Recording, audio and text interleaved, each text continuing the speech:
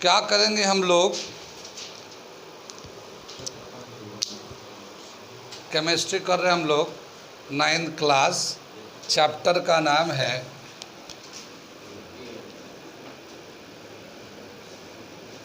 Matters in our surrounding. ठीक है, 9th class का ये पहला चैप्टर है ये केमिस्ट्री का। कुछ आइडिया है किसी को? कुछ आइडिया मैटर किसको बोलते हैं? मैटर को हम लोग डिफाइन करेंगे, ठीक है, एनीथिंग found around us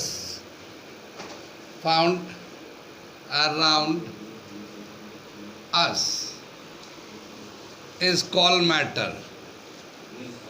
ठीक है ना, कोई भी चीज़ हमारे आसपास में मिलता है किसी भी फॉर्म में, वो मैटर कहलाता है।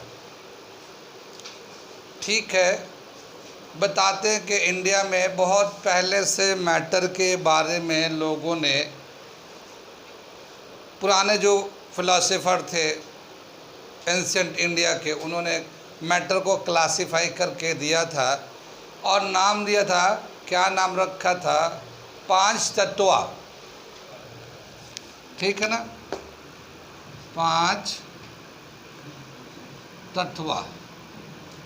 ठीक है ना, यानी मैटर जो ना 5 स्टेट में या 5 टाइप्स के होते हैं, उन्होंने क्लासिफाई किया था। पुराने इंडियन फिलॉसफी में बताते हैं कि पूरे जो है ना इस ज़मीन पे जितने भी चीज़ हमारे आसपास में मिलती है वो 5 तरह के हैं, 5 तरह के ग्रुप में बांटे गए हैं।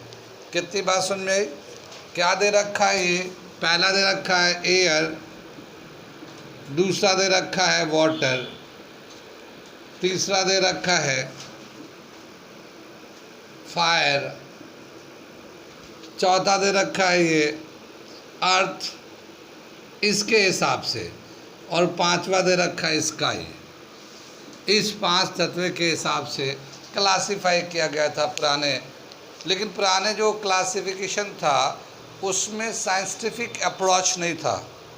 साइंटिफिक अप्रोच जो होता है कि क्या रीज़न है इसको 5 में क्लासिफाई करने के लिए, खाली एक विजुअल इम्पैक्ट था। विजुअल का मतलब आग देखते हैं, पानी देखते हैं। ठीक है, कितनी बात सुन में? तो ये विजुअल इम्पैक्ट पे उन्होंने क्लासिफाई किया था कि क्या क्या दिखता है, जो दिखता है उसी को क्लासिफाई किया गया था। एक ज़मीन दिखता है, एक आसमान दिखता है, पानी दिखता है, जलाते आग दिखता है, हवा दिखता है। ठीक है, हवा महसूस करते हैं। कितनी बात सुन में? तो उन्होंने इस तरह से इसको क्लासिफाई किया था, पुराने ज़माने की बात है। लेकिन जैसे जैसे वक्त गुजरा, साइंटिफिक अप्रोच में उसको क्लासिफाई किया गया और बताया गया कि मैटर जो ना 2 टाइप्स के होते हैं। ठीक है, प्रॉपर्टीज़ के बेस पे। ठीक है ना, प्रॉपर्टीज़ के बेस पे, मैटर के प्रॉपर्टीज़ के बेस पे इसको 2 टाइप्स में क्लासिफाई किया गया। क्या चीज़ है? प्रॉपर्टीज़ ऑफ मैटर के बेस पे इसे क्लासिफाई किया based on,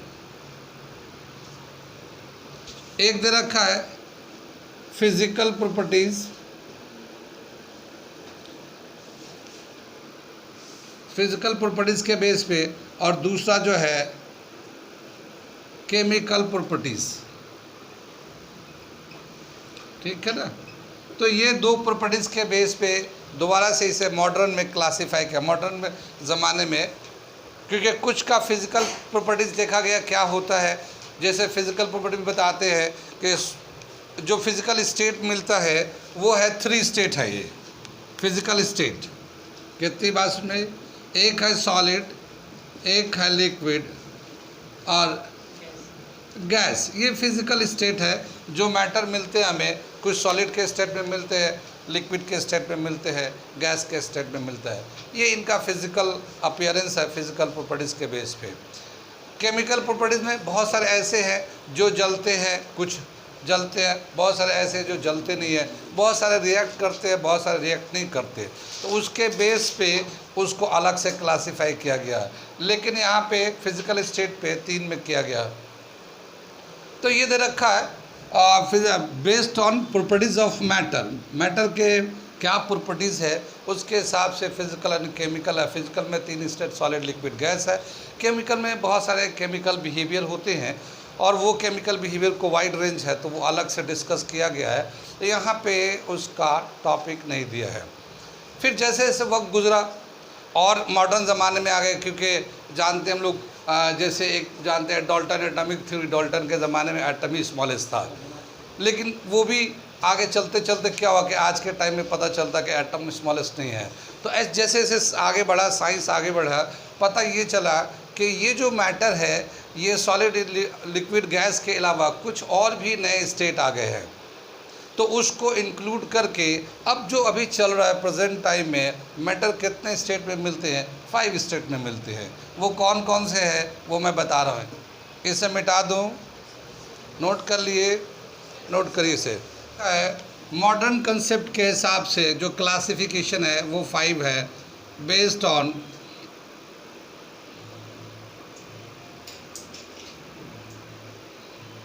modern concept of classification.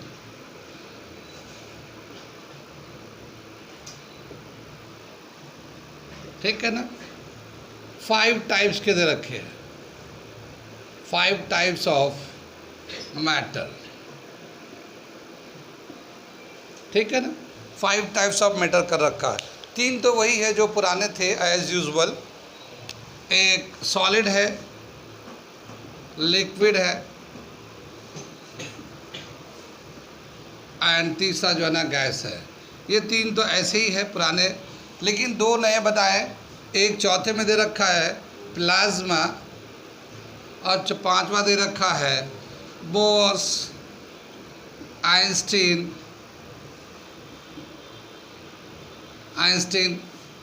Condensate, boast Einstein condensate, ये 5वां है इस तरह से। तो ये 2 जो नए हैं 4 और 5, ये एक बिल्कुल लेटेस्ट है जो अभी ऑब्जर्व किया गया है, वो हम बताएंगे अभी। पहले हम लोग क्या करते हैं कि ये जो बेसिक है सॉलिड, लिक्विड और गैस, इसके प्रॉपर्टीज़ को देखते हैं, और इनको देखने के बाद फिर ये मैं 5वें और चौथे और 5वें को बताएंगे। तो चलते हम लोग सॉलिड, लिक्विड एंड गैस के प्रॉपर्टीज़ को करने के लिए। जो नहीं आता वो समझ लो।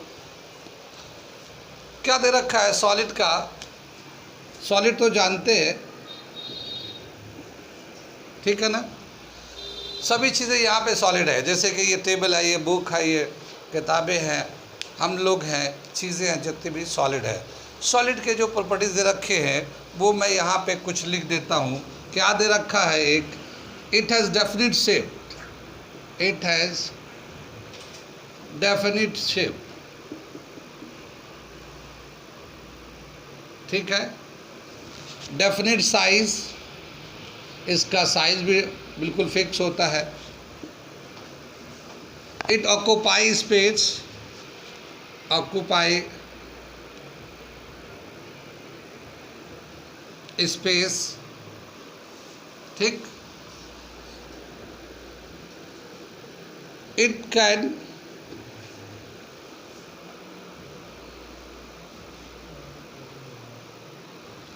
नॉट चेंज its shape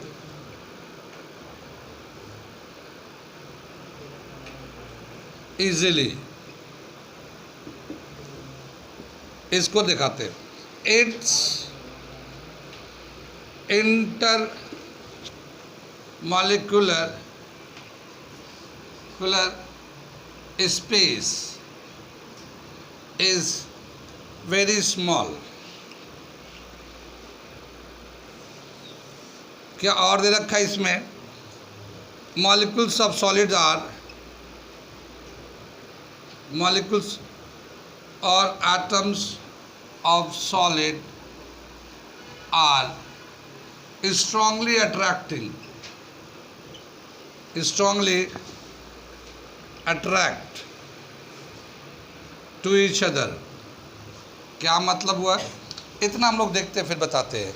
क्या बताया कि कोई भी जो सॉलिड होता है उसका शेप फिक्स होता है, साइज फिक्स होता है, और एक जब रखेंगे तो वो एक जगह ऑक्यूपाई करता है। छोटी चीज़ है तो कम जगह लेता है, बड़ी चीज़ होता है तो ज़्यादा जगह लेता है। ठीक है, इसका जो एटम्स एंड मॉलिक्यूल्स है सॉलिड के अंदर एक दूसरे के बहुत करीब होते हैं, very close to each other. और जब क्लोज होते हैं तो उनके बीच में अट्रैक्शन भी बहुत होता है। जैसे हम लोग बताते हैं ना, everybody in the world are attracting to each other, universal law के हिसाब से।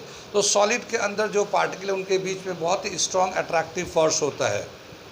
ठीक, स्पेस कम होता है, बहुत करीब करीब होते हैं, very close space. Very small space का मतलब यह है कि they are very close to each other, तो बहुत पास पास होते हैं, एक दूसरे को बहुत स्ट्रांगली अट्रैक्ट करते हैं। और इंटरमॉलिकुलर स्पेस जो है ना, इंटर यानी एक मॉलिक्यूल के बाद दूसरे मॉलिक्यूल के बीच में जो स्पेस है वो बहुत कम होता है। तो सॉलिड के अंदर इंटरमॉलिकुलर या अगर एटम्स है तो inter atomic space is very small. ठीक है, कहाँ समझ में नहीं आया पूछिए? कौन सा दिख नहीं रहा? दिख रहा है? ठीक है, ये थोड़ा नीचे चला गया है। It's intermolecular space is very small. यहाँ पे एक लाइन और एक पॉइंट को और लिख देता हूँ मैं, आगे दे रखा है इट इज क्लोजली पैक्ड।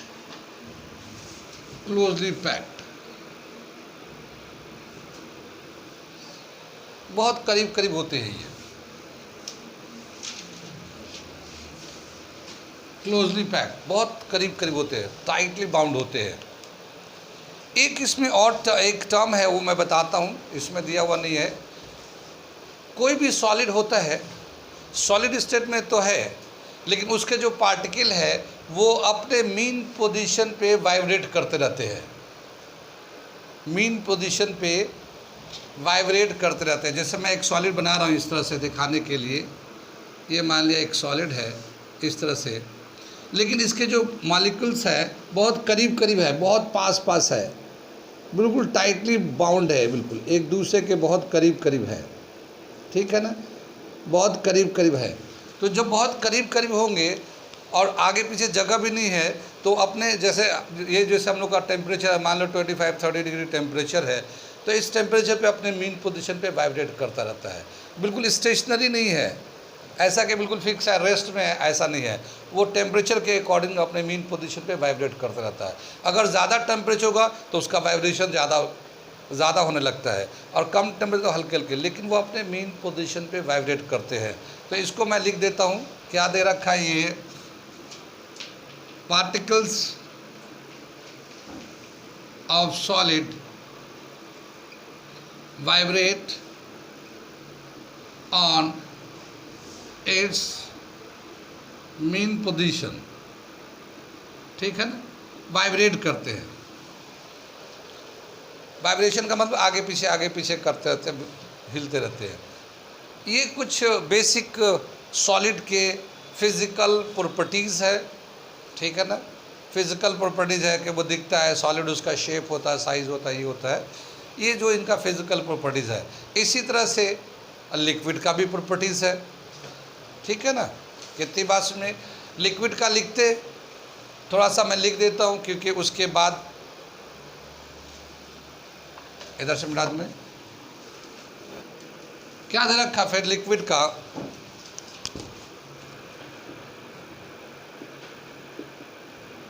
ठीक है। लिक्विड का भी बताते हैं कि इसका भी liquid it occupy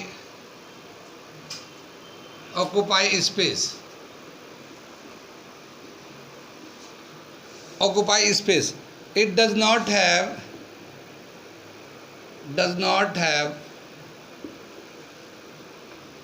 definite shape,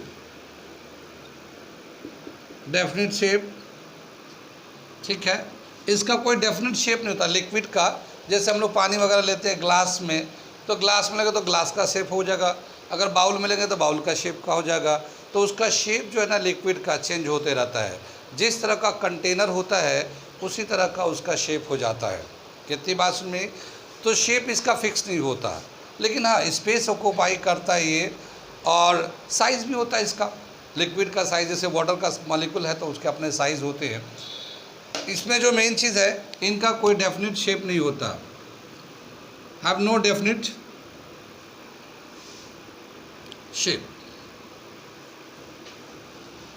इसका कोई डेफिनेट शेप नहीं होता। इसमें जो intermolecular space greater than solid होता है, inter molecular space is greater than solid,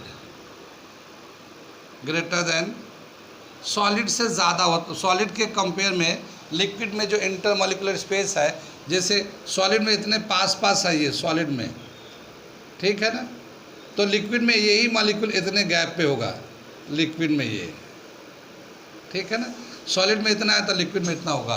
तो इंटरमॉलिक्यूलर स्पेस ज़्यादा होते हैं लिक्विड के अंदर, ठीक। जो फोर्स है इंटरमॉलिक्यूलर फोर्स ये कम होता है, लूजली बाउंड होते हैं। इंटर मॉलिक्यूलर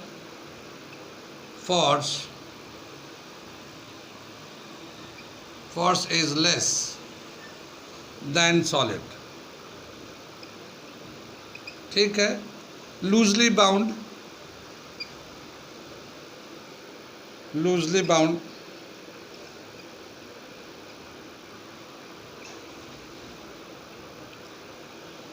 उनके जो सॉलिड में जितना स्ट्रांगली बाउंड होते हैं उसके रिस्पेक्ट में ये लूजली बाउंड होते हैं। आगे चले हम लोग, ऐसे ही गैस को देखते हैं। गैस के बारे में हम लिखने की कोई ज़रूरत है, ऐसे ही सुनाता हूँ। गैस तो देख ही रहे, जैसे यहाँ पे गैस है तो गैस का क्या होता है, no definite shape, no definite size, ठीक है, ना इसका शेप होता है ना साइज़ होता है, ठीक। It can occupy all the spaces available, जितना भी स्पेस मिलेगा वो सबको ऑक्यूपाई कर जाता है गैस। जैसे मान लो यहाँ पे कोई परफ्यूम लगा के आए, कोई परफ्यूम लगा के आएगा तो वो मान लो एक बच्चा वो कोने में बैठा हुआ परफ्यूम लगा के, वो पूरे क्लासरूम में उसका स्मेल फैल जाएगा, ठीक है ना। फिर पता चलेगा क्या क्या चल रहा है भाई, अले तो फॉग चल रहा है, ठीक है ना, फॉग चल रहा है, क्योंकि आजकल फॉग के ऐड आते हैं। तो इस तरह के पता चलेगा कि कौन सा परफ्यूम लगाया भाई, अंजार भाई फॉग का लगा रखा है, ठीक है, देखा तो होगा फॉग का ऐड, ठीक। तो क्या समझ में आया कि कोई भी अगर मान लो गैस का वो नेचर है कि अगर किसी के पास में किसी के घर में खाना अच्छा बन रहा होगा तो उसका स्मेल आएगा, नहीं, फिर स्मेल आएगा तो फिर उसका इफ़ेक्ट होगा, नहीं, इफ़ेक्ट क्या होगा, फिर हमें स्मेल आएगा, ओह बड़ी खुशबू आ रही है, फिर दिल चाहेगा, फिर हम झाँकेंगे, आंटी को नमस्ते करेंगे, नहीं, नमस्ते आंटी, फिर आंटी सोचेगी ओ मासब है, अच्छा मासब को बुला लेते दावत में, ठीक है ना, कितनी बात समझ में आई। एनीवे क्या मैंने कहना चाहा कि जो गैस है उसका डेफिनेट साइज डेफिनेट शेप नहीं होता, लूजली बाउंड होता है, रैंडम मोशन होता है, और उसका कोई लिमिट स्पेस नहीं होता, जितना भी स्पेस मिलता है सब में एक्सपेंड कर जाता है, स्प्रेड कर जाता है। तो गैस के ये प्रॉपर्टीज़ है, कितनी बात सुन में आई। तो ये बेसिक थोड़े से पॉइंट से मैं मिटा देता हूँ और उसके आगे का स्टेप चलता हूँ। आगे चले हम लोग, आगे क्या दे रखा है, डिफ्यूज़न एक प्रोसेस को डिस्कस किया है। डिफ्यूज़न प्रोसेस जानते हैं क्या होता है ये,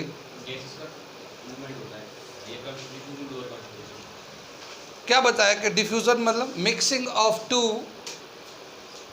डिफरेंट सब्सटेंस और लाइक सब्सटेंस ऑल्सो, लाइक हो या डिफरेंट हो, वो दोनों जब मिक्स होते हैं तो उसको हम लोग डिफ्यूज़न कहते हैं। जैसे क्या दे रखा है, एक एग्जांपल दे रखा है एनसीईआरटी में, potassium permanganate, potassium permanganate,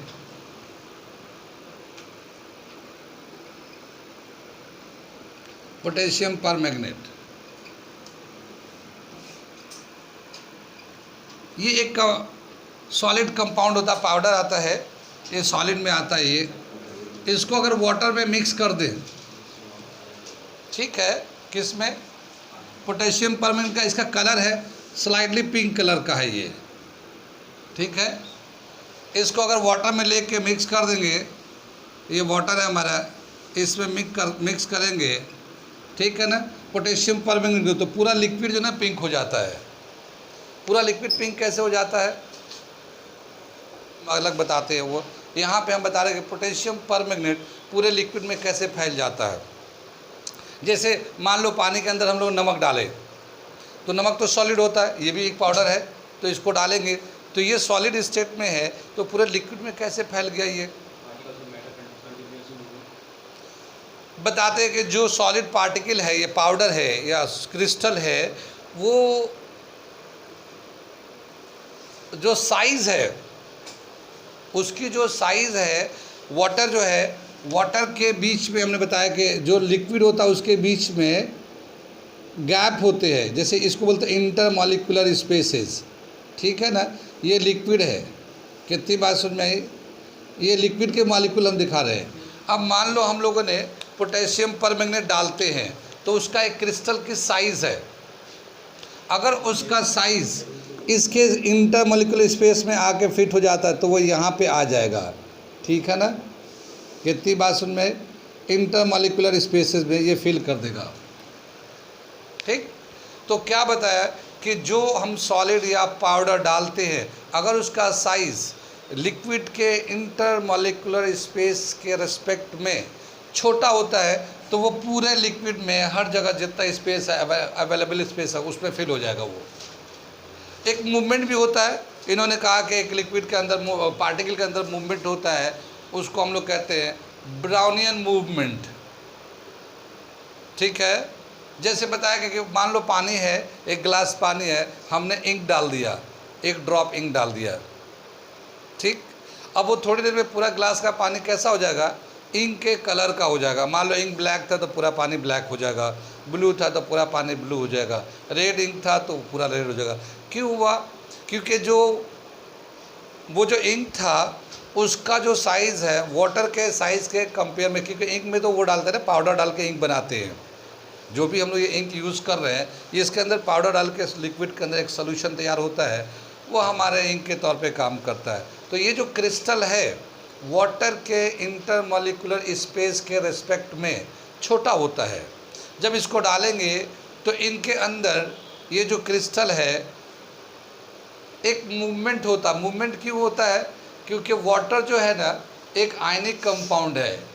water क्या है, आयनिक जानते हैं, जिस पे पॉजिटिव और नेगेटिव चार्ज होता है। जैसे हम लोग कल बताया था सोडियम क्लोराइड के बारे में पढ़ रहे थे, सोडियम पॉजिटिव होता है, क्लोरीन नेगेटिव हो जाता है, चार्ज बन जाता है। तो ऐसे कंपाउंड जो चार्ज रखता है वो आयनिक कंपाउंड होता है। जैसे वाटर जो है ना एक आयनिक कंपाउंड है, ये ऑक्सीजन है और ये 2 हाइड्रोजन है। यहाँ पे डेल्टा पॉजिटिव होता है, यहाँ डेल्टा नेगेटिव होता है, ठीक है ना। वाटर का इस तरह का स्ट्रक्चर होता है, बेसिक स्ट्रक्चर। वैसे तो पानी का आप लोग स्ट्रक्चर नहीं जानते, लेकिन मैं बना के दिखा रहा हूँ। ये वाटर का H2O है ना, मॉलिक्यूलर फार्मूला H2O। कितनी बात सुन में, तो इससे क्या बताया कि ये जो वाटर है इनके बीच में स्पेसेस होते हैं और ये आयनिक यानी चार्ज पार्टिकल होते हैं, तो ये अट्रैक्ट करता है। अब जैसे ये डस्ट पार्टिकल है या इंक का पार्टिकल है, उसे वो अट्रैक्ट करेगा, तो कभी वो इधर खींच के जाएगा, कभी वो उधर खींचेगा, कभी वो उधर खींचेगा, और इसकी वजह से ही वो मूवमेंट होते रहता है जो पार्टिकल को मिलाते हैं। तो क्या बताया कि पोटेशियम परमैंगनेट जो है ना एक पिंक कलर का होता है, वाटर में डालेंगे ये पूरा पानी पिंक हो जाता है। थोड़ा पानी को बढ़ा दे, डाइल्यूट कर दे, डाइल्यूट का मतलब जानते हैं, ठीक है, mixing of water in a solution is called dilution, ठीक है ना। जैसे मान लो दाल खा रहे हम लोग, दाल में नमक ज़्यादा है, बहुत ज़्यादा दाल में नमक है तो खाया नहीं जा रहा है, तो उसे क्या करेंगे, दाल में पानी मिलाएंगे और पानी मिला देंगे और पानी मिला के और फिर टेस्ट करते रहेंगे, एक स्टेज आएगा कि ओके हो जाएगा वो, हाँ, लेकिन दाल बहुत पानी जैसा हो जाएगा, लेकिन टेस्ट उसका नमक का कम हो जाएगा। तो ये जो पानी ऐड कर रहे थे हम लोग, इसको कहते हैं डाइल्यूशन, ठीक है। तो इसका क्या बताया कि अगर पानी बढ़ाते जाएंगे तो डाइल्यूट करते जाएंगे, लेकिन तभी भी वो पिंक दिखता रहेगा, पिंक दिखता रहेगा। क्यों? क्योंकि उसके अंदर ये क्रिस्टल पार्टिकल इंटरमॉलिक्यूलर स्पेस में है। कितनी बात समझ में आई? डिफ्यूज़न, इस प्रोसेस को बोलते हैं डिफ्यूज़ होना, मिक्स होना, mixing of two same type of different type of substances called diffusion. ये अलग अलग तरीके से डिफाइन किया जाता है अलग अलग जगह पे। यहाँ पे हम लोग यहाँ इस तरह से डिफाइन करें, मिक्स करना। जैसे लिक्विड था, एक दूसरा लिक्विड इस पर मिला देते हैं। जैसे मान लो वाटर है, वाटर में लेमन का जूस निकालते, लेमन काट लिया, उसके पानी को निकाला, फिर उसको पानी में डाल दिया। थोड़ी देर में क्या होगा, पूरा पानी लेमन की तरह टेस्ट देने लगेगा। तो दोनों ही लिक्विड था, पानी भी लिक्विड था, लेमन भी लिक्विड था, दोनों को मिक्स कराया, पूरा पानी लेमन के टेस्ट देने लगा, लेमन जैसा लगने लगा। क्यों? क्योंकि वो मिक्स हो गए आपस में। कितनी बात समझ में? आगे चले पीछे चले, तो ये होता है डिफ्यूज़न का प्रोसेस। डिफ्यूज़न के लिए ज़रूरी है कि जिस पार्टिकल को डाल रहे हैं वो जो दूसरा जो लिक्विड है, मीडियम है, उसके इंटरमॉलिक्यूलर स्पेस से छोटा हो। अगर मान लो हम लोगों ने एक बालू जो होता है ना, या 10 पार्टिकल डाल दिए, ये बालू उठाया पानी में डाल दिया, तो बालू मिक्स नहीं होगा पानी में, वो नीचे जाके बैठ जाएगा। क्यों? क्योंकि वो जो साइज़ है उसके वाटर के इंटरमॉलिक्यूलर साइज से बड़ा है वो, तो वो डिज़ोल्व नहीं होगा, वो नीचे जाके सेडिमेंट हो जाएगा, बैठ जाएगा नीचे की तरफ। कितनी बात सुन में? आगे चले, डिफ्यूज़न का कुछ समझ में आया? क्या बताया कि ये जो है डिफ्यूज़न जो प्रोसेस है डिपेंड करता है, इस डिफ्यूज़न पे कई सारे चीज़ें हैं। Effect of temperature on diffusion एक दे रखा है कि डिफ्यूज़न जो होता है वो तो नॉर्मल टेम्परेचर पे तो होता ही होता है, लेकिन अगर टेम्परेचर बढ़ाया या घटाया जाए तो क्या होगा? डिफ्यूज़न का प्रोसेस फास्ट होगा, स्लो होगा, या वो सही रहेगा? टेम्परेचर बढ़ाने से डिफ्यूज़न का प्रोसेस फास्ट हो जाता है। क्यों फास्ट हो जाता है? क्योंकि जो इंटरमॉलिक्यूलर स्पेस है वो बढ़ जाते हैं, इंटरमॉलिक्यूलर स्पेस बढ़ जाते हैं। अभी हम इसको बता रहे हैं क्या चीज़, इसको चलने देते हैं, यहाँ तक समझ में आ गया। अगला टॉपिक करने जा रहे हैं वो है चेंज ऑफ स्टेट। ठीक है, चेंज ऑफ स्टेट अगला टॉपिक कर रहे हैं हम लोग। मिटा दें इसे। क्या दे रखा? Change of state. जैसे ये सॉलिड है,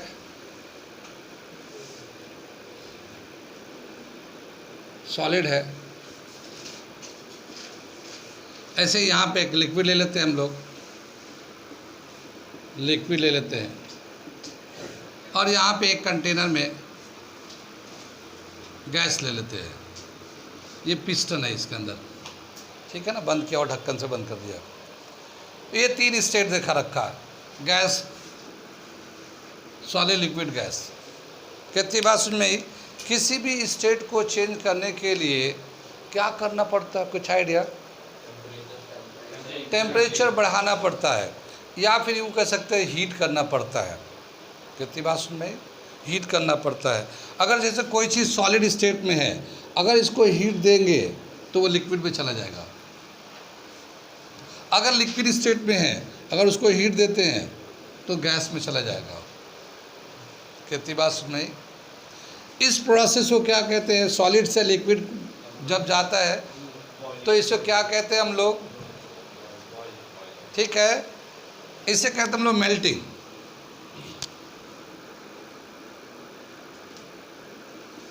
melting, solid to liquid, liquid से गैस में करते हैं, इसको कहते हैं हम लोग बॉइलिंग। ठीक है, बताएंगे उसको। समझ में बात आ गई? क्या बताया कि जब भी कभी किसी का स्टेट चेंज करना हो तो हीट देंगे। कितनी बात सुन में? हीट देंगे तो सॉलिड लिक्विड में कन्वर्ट होगा, लिक्विड गैस में कन्वर्ट हो जाता है। हीट में इतना पावर है कि किसी का भी स्टेट चेंज कर सकता है। ठीक है ना? कितनी बात सुन में? जैसे बोलते हैं पैसे में बहुत पावर है, जो किसी को कुछ भी बना सकता है। ईमानदार को बेईमान बना सकता है, बेईमान को ईमानदार बना सकता है। पैसे में इतना पावर है, आजकल होता है। एनीवे, क्या बताया कि हीट जब देंगे तो सॉलिड जो ना लिक्विड में चेंज होता है, लिक्विड गैस में चेंज होता है। जब हीट देंगे तो, और हीट लेंगे तो क्या होगा, वो वापस रिवर्स प्रोसेस हो जाएगा। अगर हीट लेंगे तो गैस जो ना लिक्विड में चलाएगा, इसको हम लोग बोलते हैं कंडेंसेशन, कंडेंसेशन। और लिक्विड जो है ना इसमें सॉलिड में बन जाएगा, इसको कहते हैं हम लोग फ्रीजिंग। कितनी बात सुन में, आगे चले। हीट देकर लेकर हम लोग इस तरह से स्टेट को चेंज कर सकते हैं। यहाँ पे जब मेल्ट करते हैं, क्या बता रहे हैं हम लोग कि जैसे हम लोगों ने सॉलिड को हीट करेंगे लिक्विड होगा, लेकिन ऐसा नहीं कि किसी भी टेम्परेचर पे सॉलिड लिक्विड में कन्वर्ट होगा, ऐसा नहीं होता है। उसका एक टेम्परेचर होता है, जिस टेम्परेचर, जब तक वो टेम्परेचर नहीं आएगा वो अपना स्टेट चेंज नहीं करेगा। जैसे आइस है, आइस सॉलिड होता है लेकिन इसका मेल्टिंग पॉइंट कितना है, आइस का मेल्टिंग पॉइंट 0 डिग्री है भाई। आइस का जो मेल्टिंग पॉइंट है, आइस सॉलिड है, उसको मेल्ट करेंगे 0 डिग्री से हम टेम्परेचर पे वो मेल्ट करने लगता है, ठीक है ना। जब वो मेल्ट करेगा तब वाटर बनेगा। फिर वाटर का बॉइलिंग पॉइंट कितना होता है, वो 100 डिग्री सेल्सियस होता है। कितनी बात सुन में। तो यहाँ पे आता है जिस टेम्परेचर पे सॉलिड लिक्विड में कन्वर्ट होता है उसको बोलते हैं मेल्टिंग पॉइंट। मेल्टिंग पॉइंट अभी मैं लिखा दूंगा इसको, मेल्टिंग पॉइंट। और जिस टेम्परेचर पे लिक्विड गैस में चेंज होना शुरू करता है उसको कहते हैं हम लोग बॉइलिंग पॉइंट। कितनी बात सुनी, आगे चले। क्या दे रखा हम लोग का, मेल्टिंग पॉइंट को मैं लिखता हूं थोड़ा सा। Melting point, the temperature at which a solid start to convert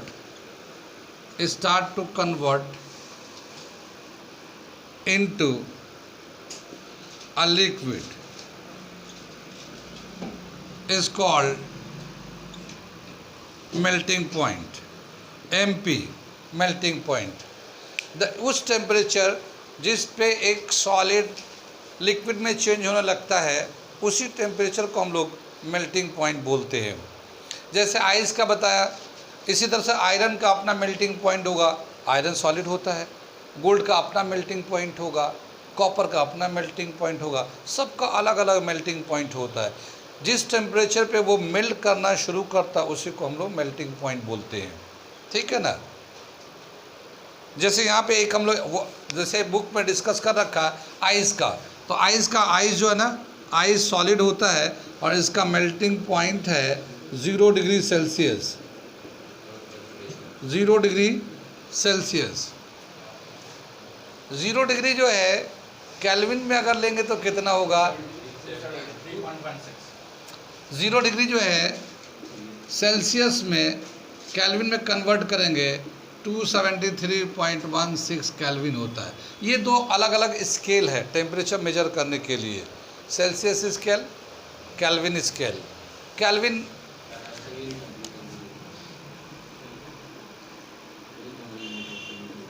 kelvin scale, ठीक है ना।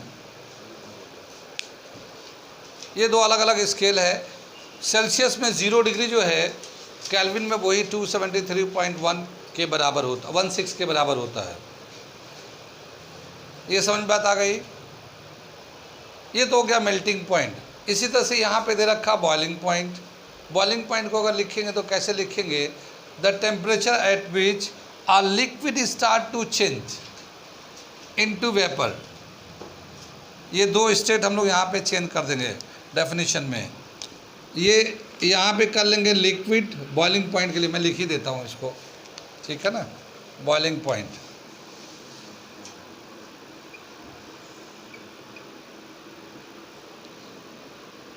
ये देखो दिख रहा है यहाँ पे, ये दिख रहा है इसमें, ठीक है ना। The temperature at which a liquid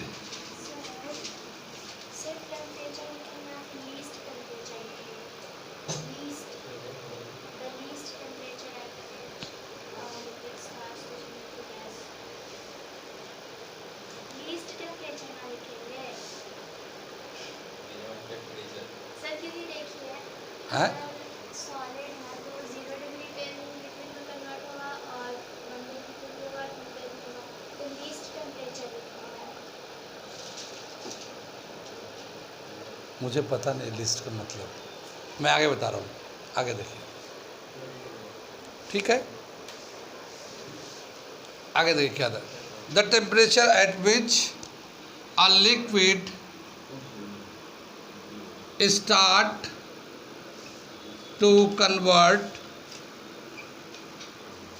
into vapour, vapour भी बोल सकते हैं, गैस भी बोल सकते हैं, vapour is called boiling point. Water का बॉइलिंग पॉइंट कितना है? 100 डिग्री है। वाटर जो ना लिक्विड में होता है, गैस में जाता है या वेपर में जाता है, तो इसका जो टेम्परेचर लगता है 100 डिग्री सेल्सियस पे जाता है, ठीक है ना। इस वक्त ये बॉयल कर रहा होता है। 100 डिग्री को अगर केल्विन में चेंज करेंगे तो कितना, जैसे जीरो जो है ना 273 था, 100 और प्लस कर देंगे तो ये जो है ना केल्विन में अगर लिखेंगे इसको तो 373.16 केल्विन लिखेंगे, ठीक है ना। सेल्सियस में 273.16 प्लस करेंगे तो वो केल्विन में चेंज हो जाता है। आगे चले,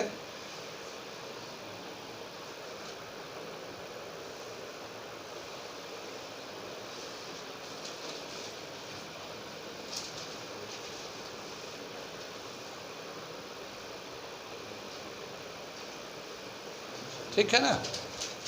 यहाँ पे जैसे ये कंडेंसेशन है, कंडेंसेशन को दूसरे वर्ड से भी बता सकते हैं, ठीक है। उससे हम लोग लिक्विफिकेशन भी बोलते हैं।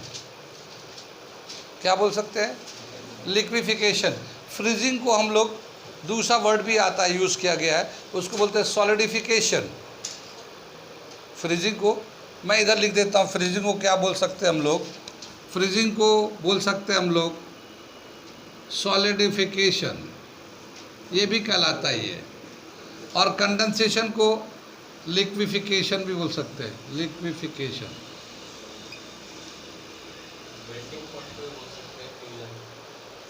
फ्यूज़न आता है, हाँ फ्यूज़न बोलते हैं, अभी मैं बता रहा हूँ उसको, फ्यूज़न बताऊँगा, वो वर्ड अभी यूज़ कराऊँगा।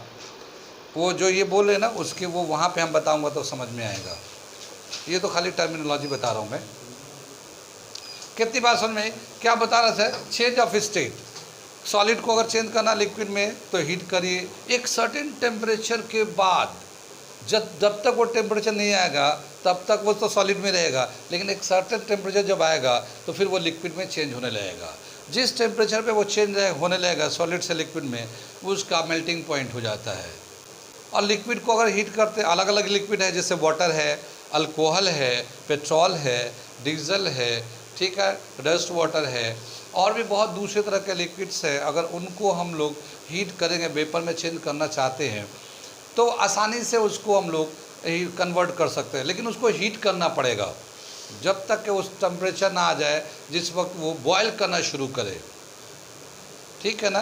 कितनी बात में ये तो कॉमन प्रोसेस है। क्या देखा गया है, कुछ ऐसे भी सॉलिड है जो लिक्विड स्टेट में नहीं जाते हैं, डायरेक्ट गैस में चले जाते हैं। उनमें जब वो चेंज करेंगे तो वो डायरेक्ट जो है ना, ठीक है, वो डायरेक्ट सीधा सॉलिड से लिक्विड में चले जाते हैं। यहाँ पे उसको हम लोग बोलते हैं सब्लिमेशन, सब्लिमेशन, ठीक है, sublimation. The substance which directly convert from solid to gas without undergoing liquid state is called sublimation process. बहुत सारे कंपाउंड है जो सब्लिमेशन के जरिए ही सॉलिड से गैस में जाते हैं, उसका नाम मैं लिखता हूँ, वो इम्पॉर्टेंट है, उसे याद करिएगा। इधर से मैं मिटाऊँ थोड़ा सा, सब्लिमेशन समझ में आया? निदा लिखे, लिख रहे, ये लिखो सब्लिमेशन, ये इम्पॉर्टेंट है, ये तो उतना नहीं है।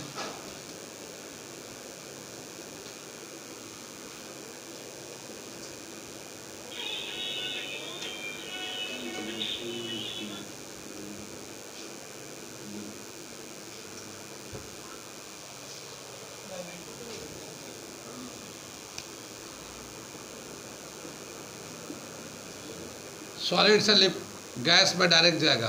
प्रोसेस का नाम है सब्लिमेशन। कितनी बात सुन में? इसके बहुत सारे एग्जाम्पल हैं, वो देखते हैं हम लोग कौन सा। एक दे रखा है example of substance which directly undergoes from solid to gas, camphor ball,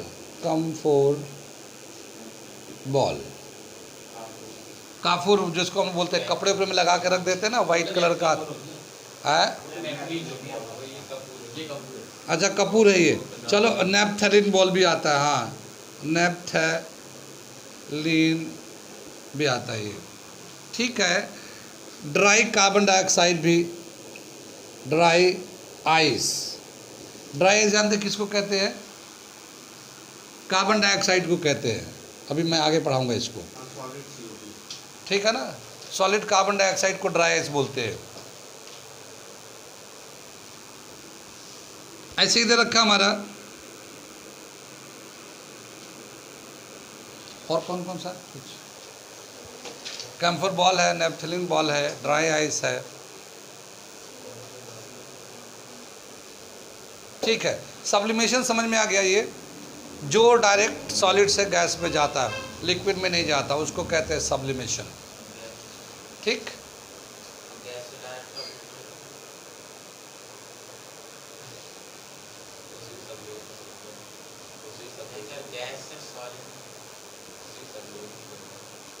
dry ice जो इनका कहना जैसे कि सॉलिड से गैस में गया, सब्लिमेशन हो गया, गैस से सॉलिड में आएगा, तो उसमें उसका नाम तो नहीं दे रखा, डायरेक्ट सॉलिडिफिकेशन बोल सकते हैं, लेकिन वो लिक्विड्स दिखाते हैं।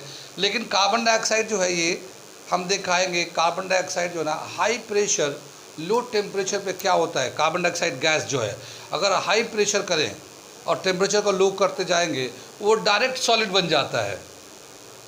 कार्बन डाइऑक्साइड डायरेक्ट सॉलिड बन जाता है, तो उसको हम लोग ड्राई आइस भी बोलते हैं। ये कार्बन डाइऑक्साइड है, ये गैस होता है, लेकिन ड्राई आइस की बोलते हैं क्योंकि जब हम इसको लो प्रेशर करते हैं, नहीं हाई प्रेशर लो टेम्परेचर करते हैं, जैसे एक सिलेंडर ले लिया, ठंडा करते जाइए और प्रेशर बढ़ाते जाइए। जैसे हम लोग सिलेंडर लेते हैं यहाँ पे, जैसे एलपीजी गैस सिलेंडर देख रहे हैं ना, ठीक है ना, एलपीजी गैस, वो मैं अगले टॉपिक में बताऊंगा तो इसे बता दूंगा। तो वो गैस से डायरेक्ट ये सॉलिड में आता है, ड्राई आइस कहलाता है। अगला टॉपिक में कराऊंगा ना, तो उसमें कई सारी बातें बताऊंगा। यहाँ तक समझ में आ गया। यहाँ पे एक चीज़ और प्रैक्टिस कर लेते हैं, सेल्सियस को केल्विन में चेंज करने के लिए, या फिर केल्विन को सेल्सियस में चेंज करने के लिए 2-3 हम लोग क्वेश्चन कर लेते हैं टेम्परेचर कन्वर्जन का। टेम्परेचर कन्वर्जन का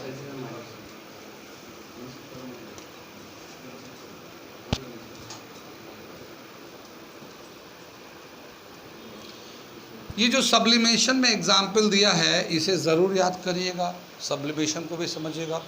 ये टर्म आ चुका है, ठीक है। आगे चलते हम लोग, क्या बता रहे थे, मान लो हमें सेल्सियस को चेंज करना है केल्विन में। 10 सेल्सियस कितना केल्विन?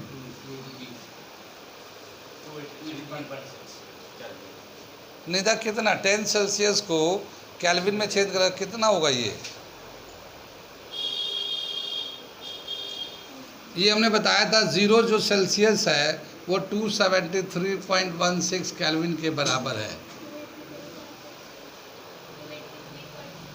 283.16 केल्विन हो जाएगा। ये 10 को इसमें प्लस कर दीजिए।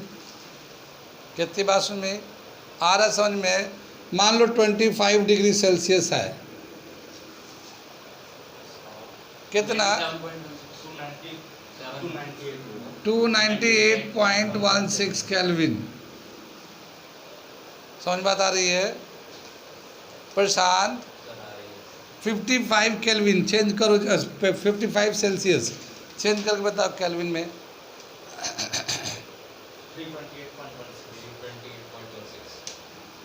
3 कितना? 28.16, यही होगा।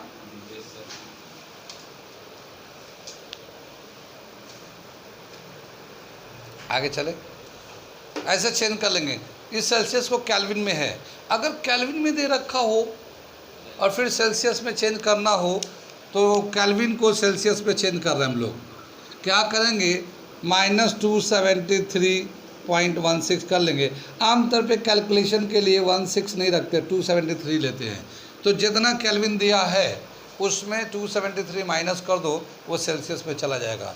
मान लो 573 दे रखा है केल्विन में, तो कितना होगा सेल्सियस में? 300 सेल्सियस हो जाएगा। कुछ बात समझ में आ रही है? इसमें 273 माइनस कर दो। संचेता समझ में आ रही है? आगे चले पीछे निदा आ रहा समझ में? गौरी आगे चले हम लोग। 283 में से माइनस कर दो केल्विन में से, सेल्सियस में चेंज करना है, 10 आ जाएगा। ये 10 डिग्री सेल्सियस। कितनी बात समझ में आई? तो ये भी एक टॉपिक है, इसमें अच्छा है, कभी कभी टेम्परेचर कन्वर्जन की ज़रूरत पड़ जाती है।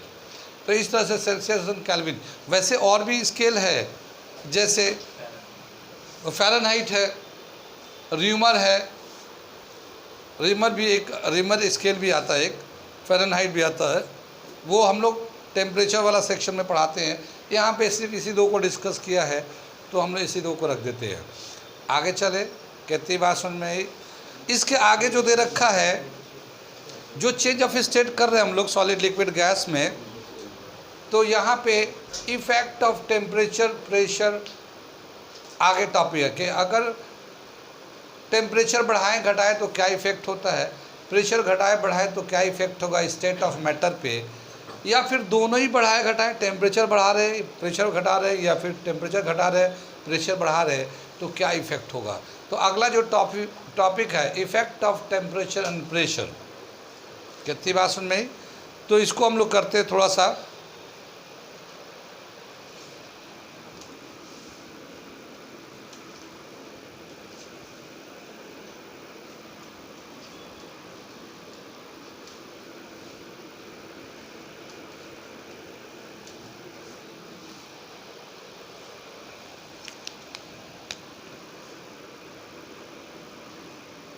Effect of temperature and pressure, ठीक है ना?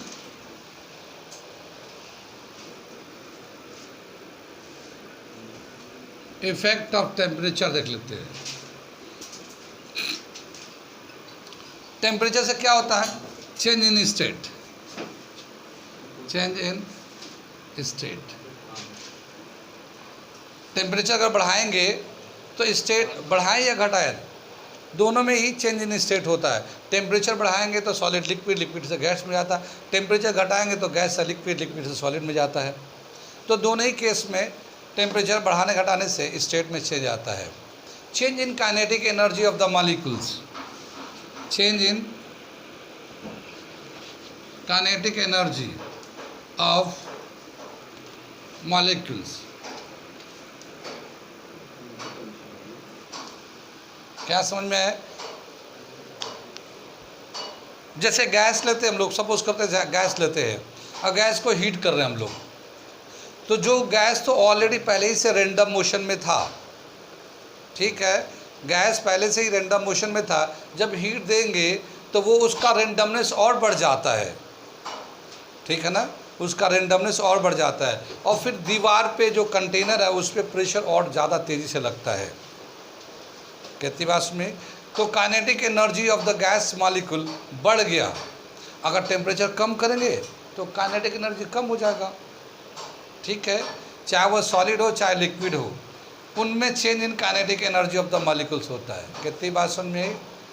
ठीक, जैसे हम लोग लिक्विड है, ये तो गैस का बताया, लिक्विड का यही हाल है। लिक्विड में क्या होता है, लिक्विड को अगर हम लोग हीट करेंगे तो टेम्परेचर बढ़ेगा, लिक्विड का जो है ना काइनेटिक मॉलिक्यूल का काइनेटिक एनर्जी बढ़ने लगेगा, ठीक है। जब काइनेटिक एनर्जी बढ़ने लगेगा तो कभी कभी ऐसा होता है कि इतना काइनेटिक एनर्जी बढ़ जाता है कि वो लिक्विड जो है ना गैस में कन्वर्ट हो जाता है। तो फिर वो हमारा एवापोरेशन, बॉइलिंग शुरू हो जाता है, वेपराइजेशन शुरू हो जाता है, ठीक है ना। एवापोरेशन एंड वेपराइजेशन दोनों ही अलग टर्म है, बोल रहे थे एवापोरेशन, आप बोल रहे थे एवापोरेशन एंड वेपराइजेशन में क्या डिफरेंस है? एवापोरेशन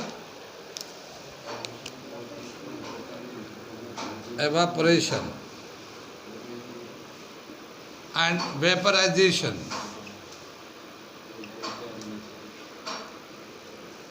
ठीक है ना, इनमें क्या डिफरेंस है? ठीक है ना, कल डिफरेंस इसका याद करके आना आप लोग, ठीक है ना। ये तो हमारा effect of temperature change in state, kinetic energy change होता है, और उसमें आगे हम लोग देखेंगे कल प्रेशर का भी। आज यहीं पे रहने देते हैं इसको, ठीक है। इसका एवापोरेशन एंड वेपराइजेशन का कल डेफिनेशन याद करके आना, समझ के आना, दोनों ही इस बुक में ही दे रखा है। कितनी बात में ही। चलिए अभी ये केमिस्ट्री का क्लास ख़त्म हो गया ये।